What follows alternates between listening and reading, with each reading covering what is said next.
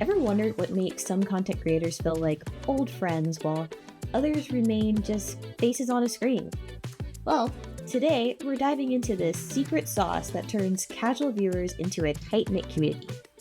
Get ready to discover how to create content that doesn't just reach your audience, it connects with them.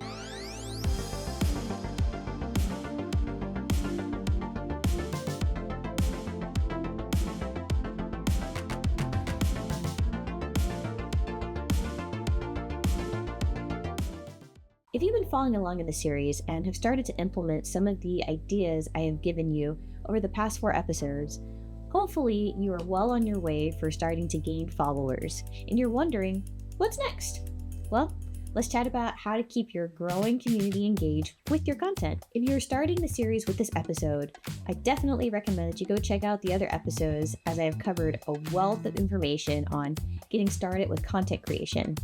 And check out the link in the description that will take you to a document I have made to help you follow along with the series. First up for our talking point today, let's talk about fostering interaction with our viewers.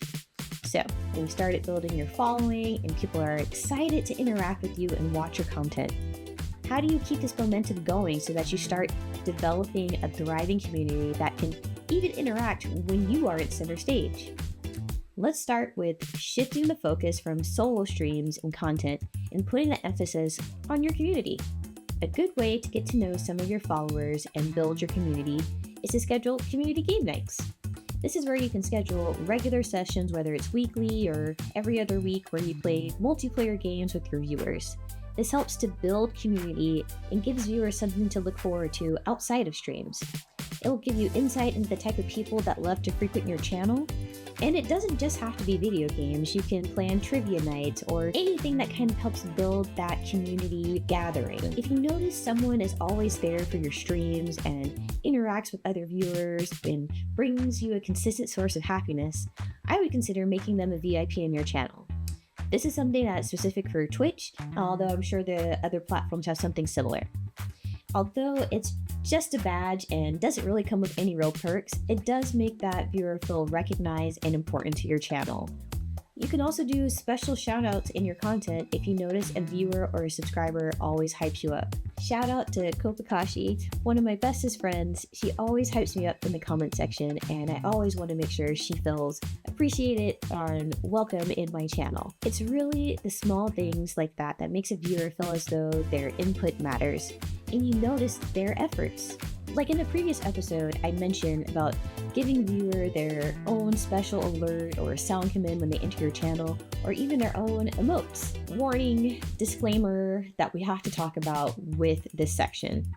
There's something called parasocial relationships, and this is something that we need to talk about on how to protect yourself. In content creation, it is really amazing to meet a wide range of people while doing this journey. I have met some of my best friends from doing this, but not everyone has your best interest at heart. It can sometimes be obsessive or stalkerish and downright creepy. My recommendation is to never, ever, ever give your personal information to someone you don't know or trust. Or if someone's making you uncomfortable or harassing you, then you remove them, ban them, block them to protect you. Sometimes viewers can build up in their mind that they know you on a deeper level than you have actually provided to them.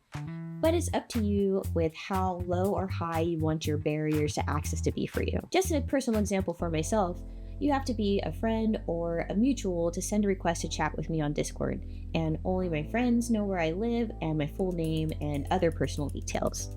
You just really have to protect yourself, but still be willing to interact and build with your community. You will know the people that you kind of have to keep both eyes on in your community. It can be tough to balance this when you're first starting out, but this is something that I want you to keep in mind on your journey. All right, this brings me to my next point of utilizing social media. Social media is your best friend, not only for diversifying your content, but also plays a role in continuing to foster that community engagement. Say one of your viewers clips a hilarious moment.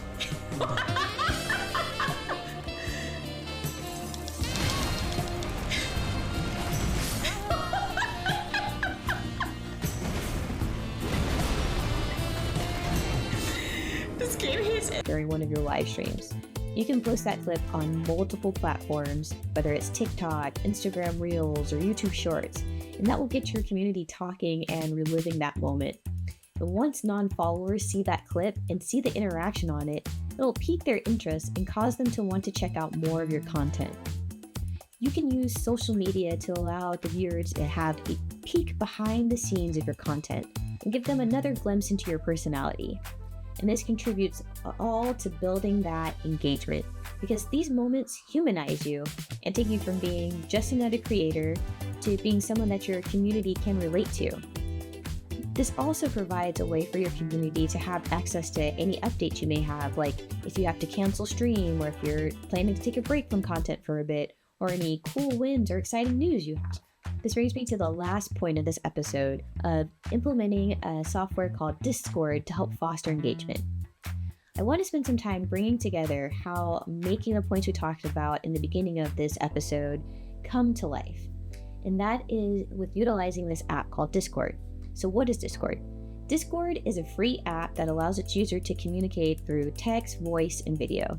You can use it to build community for your channel by creating a specific server for your channel.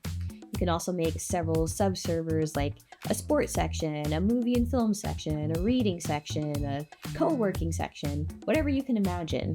And this allows you to connect to your community in multiple different areas. And so it takes you from the streamer to having that community build that you're looking for. Think of Discord as that one table in high school where all the cool kids sat and spent all of their time gossiping and socializing and planning stuff. That's what Discord feels like.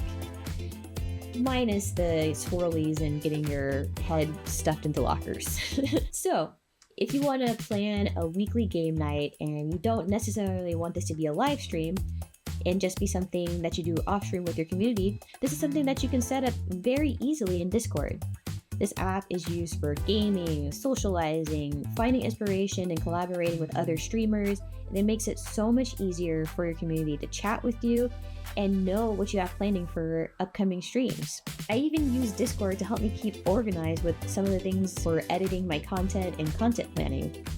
Discord is a great way to allow your community to jump in voice chat while you're doing a live stream, play multiplayer together, and it can add some additional hilarious moments to your stream if one of your viewers jumps in the voice chat. Now, be warned, you can join multiple different servers besides your own, and I know it can be overwhelming to manage your own server, so this is just a suggestion. This is not something you have to do for your channel if it's not best for your mental health. You have to choose what's best for you and your channel. But let me know in the comments if you have any specific questions on how to use Discord or how to build a dope server.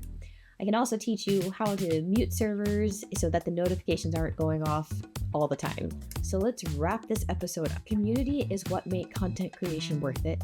You need to spend time fostering engagement and interaction with your viewers to build a lasting community that wants to continually engage with your content. These viewers are taking time out of their day to spend time in your channel, so make them feel welcome.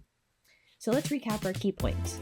We talked about the methods of fostering interactions with your viewers and using social media and different apps like Discord to continue to build and grow your community. Our next episode is one of my favorite subjects, Tech Talk. We are going to be getting into the various setups and tech and equipment you'll need to make your channel pop. I promise to have some cost-efficient discussions in there. Like and subscribe to this channel so that we can keep growing together, and let me know in the comments what your favorite topic that we've discussed in this series so far. I can't wait to see you in the next episode. Reaper out!